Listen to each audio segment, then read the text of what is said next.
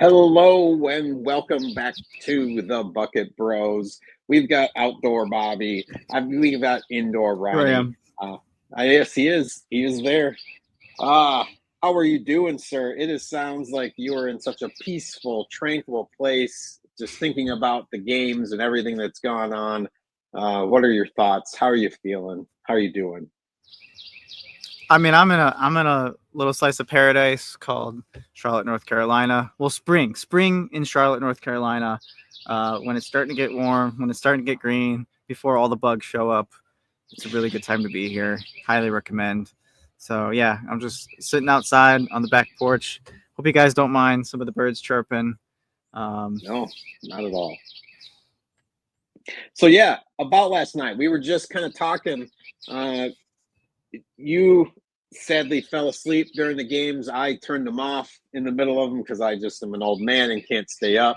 And just like my buddies who were talking, it was way too late. But yes, I feel like this morning we all kind of caught up on some amazing games and performances from last night. I will just let you kind of take it away and we will kind of go from there. well, I think that the two hallmark games were the Warriors at Grizzlies, and then after that game started a little bit later, there was the was it Nuggets at T Wolves? Did I get that right?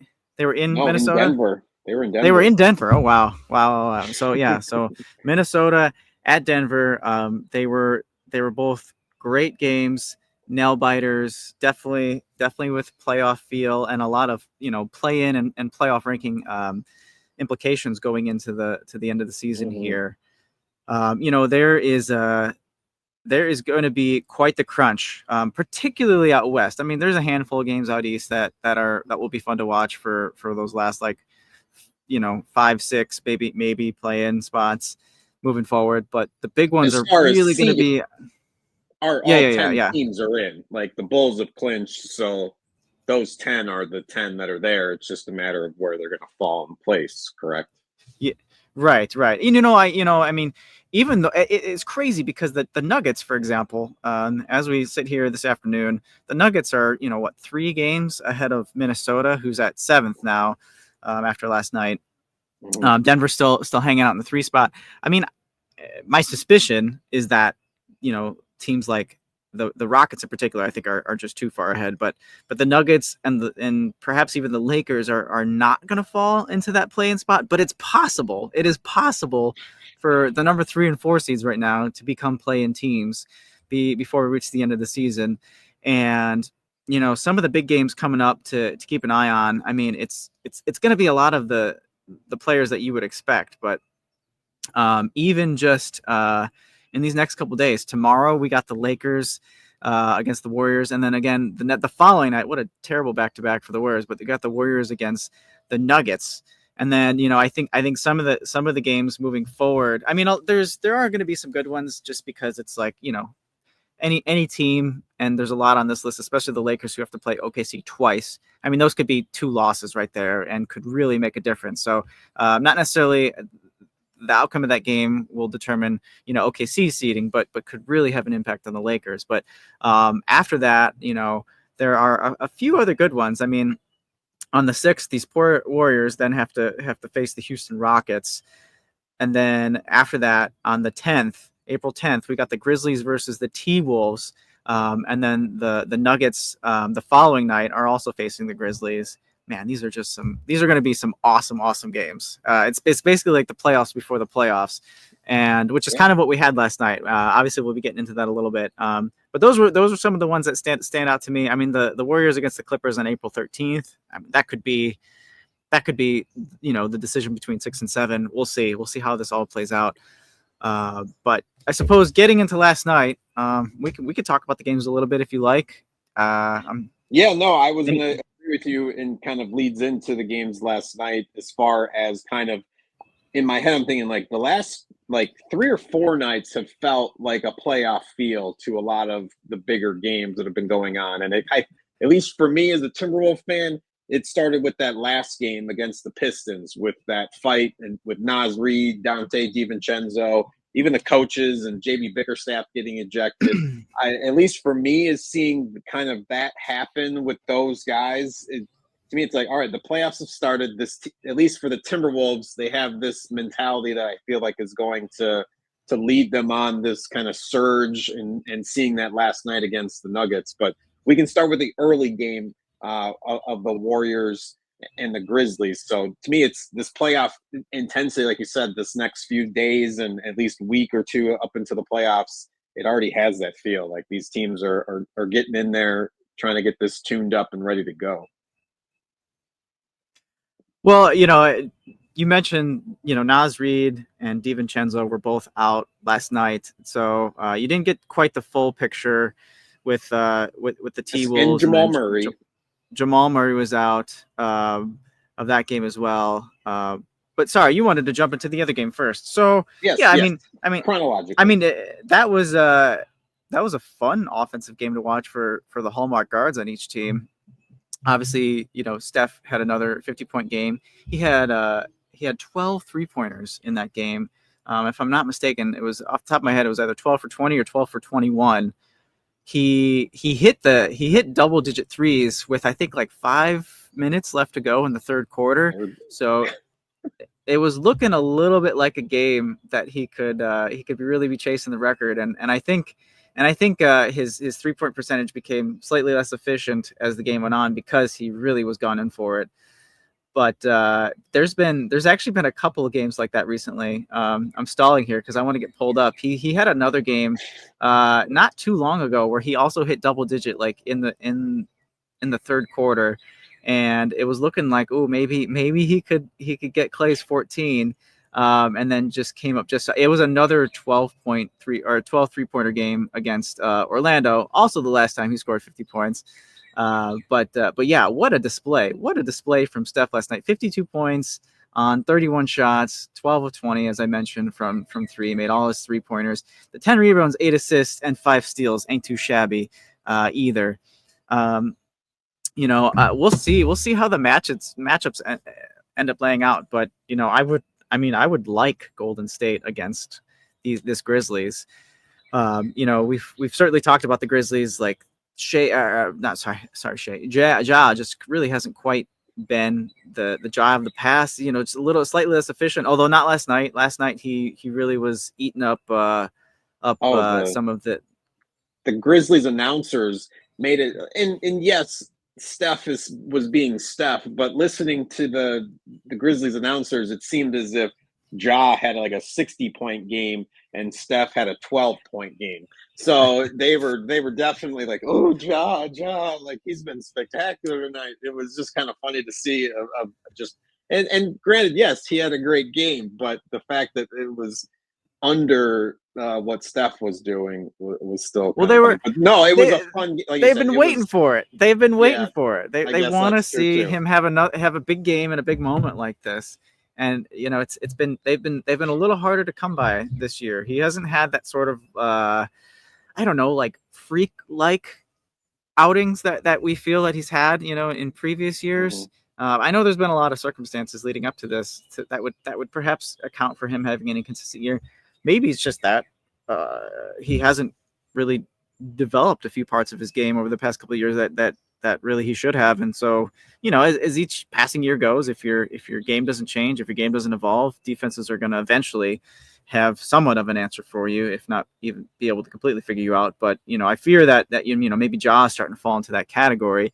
But, last night in particular, I saw him hitting a lot of mid-rangers and floaters that I've been, really almost like dying to see him hit. Like where's that touch? Where's that absence of you just trying to like bully your way in, all 170 pounds of you trying to bully your way in into these other guys and actually, use the threat of your athleticism to create some distance and get some near-ish to the basket shots. I feel like he was able to do that. Anytime Ja goes 5 for 8 from outside, he's generally going to have a good game because if the 3-pointer is working for him that night, it really just adds a well-roundedness to his game that's not usually there.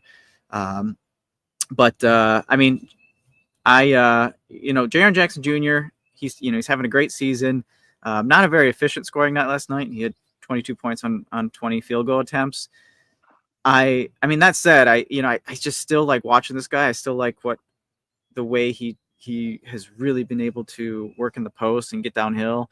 And again, he was at least chasing those opportunities. He had a few good looks, I feel like, that just didn't go in, which could have, changed the stat line, maybe even changed the outcome of the game. But yeah, I mean, this would be, if this ends up being like the 4-5 matchup, this would be pretty cool to see play out for a full series. Yeah, that would mean that the Lakers would have to drop a few spots. But yeah, they play OKC twice. Hey, they play OKC twice. Those two games in and of themselves could be a big difference maker. We need to get you a fortune teller's ball then, if you're predicting these things and they come to fruition. I'm not afraid to make predictions. I'm not afraid to be wrong. Just check out the last episode. It is all me predictions. It is an hour and 20 minutes of me just making nonsense predictions. Yeah, no, and I think at least for me to finally get a good look at what they can do and scoring, like, what was it, the last couple games they've at least been putting up some points. So for the Grizzlies, they're a fun team to watch, like you said, and just the amount of characters that are on there. So yeah, to me that was a high quality game. I lost my other train of thought going into at least like what are your takeaways, at least from what you think we're going to get from Jimmy and the Warriors here the rest of the year? What, I know this is kind of a surprise. Like, what would do you see them? What are your visions of what could be potentially with them?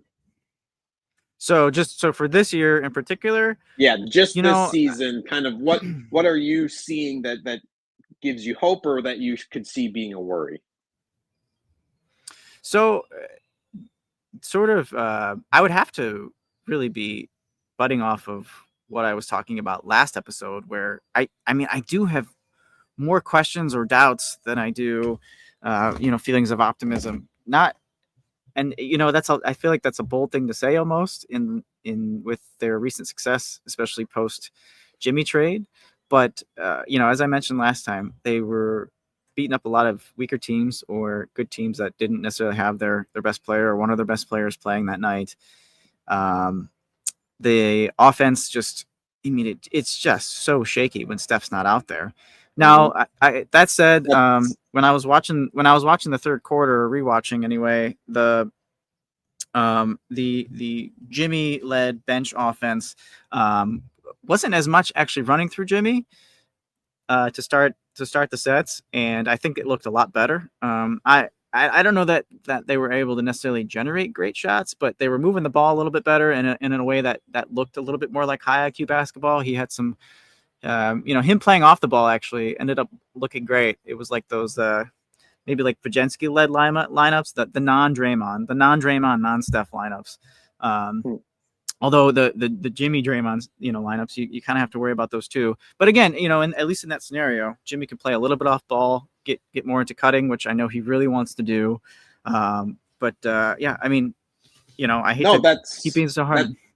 That's exactly kind of what I was hoping that you would answer. Not that specific answer, but the fact that they only won by 9 when Steph puts up 52 points. So it's like you can't rely on Steph doing that, because what he's had 3 of those this season, I believe. Not that I want to try to quiz you off the top of your head, but it's like that's an over expectation of what Steph can do for you. So that's why I'm curious to know what, like you said, if he goes down with something, or if he's just exhausted and needs a longer break in the third quarter, and then kind of your plus minus goes, because the Jimmy led offense can't do anything. So at least, like you said, maybe there's hope with something with him not being the center point of it. So that's why I was curious with that. It's only one game, and you can only put so much stock into it. But I mean, Steph was plus 17 in the box score, versus Jimmy's plus 6, and I know that the Steph Jimmy minutes are definitely dragging up his number. I mean, considering the fact that they won by 9, and I know I'm almost positive that Jimmy's essentially playing all like the minutes that Steph is off the court. Like, it kind of just, in a way, it's sort of outlines what happens on the court when Steph's not out there, as you alluded to. But yeah, I mean, overall fun game. I'm still worried about the Memphis Grizzlies defense. I think offensively they're fine, especially with the depth that they have. How that might translate in the playoffs could be a little concerning, but it should go noted that they've lost their last 4 games. They certainly dropped quite a bit in the standings with that. A couple ranks, but that's pretty big right now when it comes to teams out west. It seems that they at the moment anyway, they have the tiebreaker over the T-Wolves, who have the tiebreaker over the Clippers. I don't know where the Warriors stand within all of that. I feel like they never have the tiebreaker, but it's kind of been a little bit of a slide for the Grizzlies. And to close the season, they do have their next 3 games are below 500 teams, but then their last 3 games are going to be against Minnesota, Denver, and Dallas, and that can really determine where things end up for them. Could be concerning. Post coach firing, things could still be concerning for the Grizzlies here. We never got into that. Could you give any kind of backstory on what was going on, if there's anything going on behind the scenes, or what was the reason for him being fired with a team in the playoffs 10 games before the playoffs?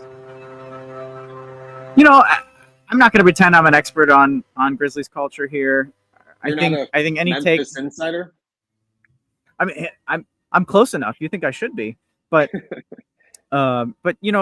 any take I have, I think it's just going to be like a shared opinion based on what y'all have heard. But essentially, what I gathered was, all right. So this team is still, I would consider, an up and coming team. They've kind of leveled off, or plateaued rather, recently with a similar squad as their core. They've still sort of been developing along the way, and a lot of the players, some of them that they've just given away, have popped. But that said, I think it's when a team is up and coming, you kind of have like the coach that gets you to be good as a squad, but then sometimes you sort of you hit that ceiling, and then you need the coach that's going to get you over the hump. So the Grizzlies coach, who's fired, Taylor Jenkins, I just think that the feeling was that he was kind of on the hot seat just because they haven't really seen much progress with this squad. Obviously they've shown that they could be about a 50-win team year after year, which is awesome. That shouldn't be discredited, because that's hard to do in the NBA consistently. But yeah, I think they're just kind of looking for that next offensive shift to help get him over the hump. I don't know. I mean, you can figure point all you want, but I don't know. I won't say that this current squad is even capable of doing that necessarily. I think it's multifactorial, but the easiest thing to do is go with a coaching change in personnel, and so kind of a weird time to do it. You feel like they should have just done it at the beginning of the season. Just do it at the beginning of the season or before the season starts, and I don't know. Maybe it's just because they thought. I can honestly not suggest why. Maybe they thought that they were gonna. Did they just put an interim assistant coach in place? That's right. That's right. Yeah, you can't bring somebody else in to kind of have any kind of cohesion and So you got to keep the same program. Otherwise, it's like you're not going to rebuild the offense right before the playoffs. Not necessarily rebuild, but I think end up having. I think there's going to be just like less of a blend of styles going on, and okay, yeah, who knows, this might give them a little bit more direction. Obviously, they're not winning games right now, so and I don't know that necessarily has anything to do with the coach, but yeah, we'll see how the rest of the season goes. Like I said, they got 6 games, 6 big ones in front of them, so yeah, but I don't know. I honestly don't know if the interim coach is going to end up being a permanent spot for them, or if they're going to be going shopping this offseason. All right.